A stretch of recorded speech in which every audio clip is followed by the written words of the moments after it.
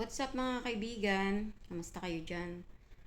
May share lang ako sa inyo. Kanina kasi pagtapon ko ng basura, may isang malaking plastic bag doon na puro as in malaking plastic bag talaga. Na puro stuffed toys ang laman. Ang gaganda. Mga bago pa.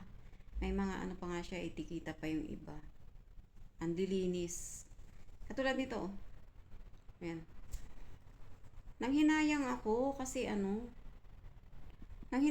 kasi sabi ko, gusto ko sanang kunin. Kasi naisip ko na ipapakargo ipakargo kay Pugong Biyahero. Kasi 'di ba sila nagbi-mission sa kabundukan sa ating mga kababayang katutubo. Ang gaganda, oh, tingnan niyo. Oh. Gusto ko sanang kunin ipakargo para ipamigay sa mga batang katutubo. Para magkaroon man lang sila ng mga ganitong laruan na magaganda. Maranasan nila, kumbaga. 'Di ba? Makapagbigay man lang tayo ng kasiyahan sa kanila, sa mga batang katutubo na hindi nakaranas ng mga ganitong klaseng laruan.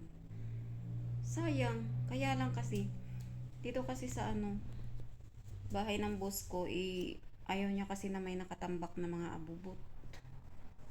Pinagbabawal niya.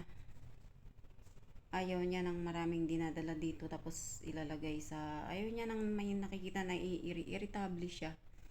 May nakikitang mga nakalagay-lagay sa bahay niya. Kaya yun yung iniisip ko, sayang kasi tinapon lang. Sana next time pag magkaroon ng ganito, sikapin kong kunin. Magkaroon ng pagkakataon na maipadala, 'di ba? Kasi sayang talaga. Ang gaganda, tingnan mo naman. Oh, hindi siya yung kanyang quality, talagang as in quality siya, hindi yung pipitsuging pagkagawa lang.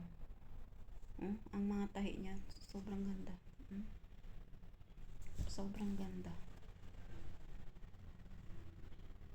Diba? So, yun lang mga kaibigan. Yan yung next time, gagawa ako ng paraan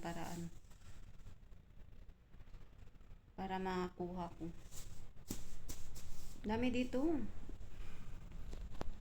Yan lang, na-share ko lang. Bye-bye.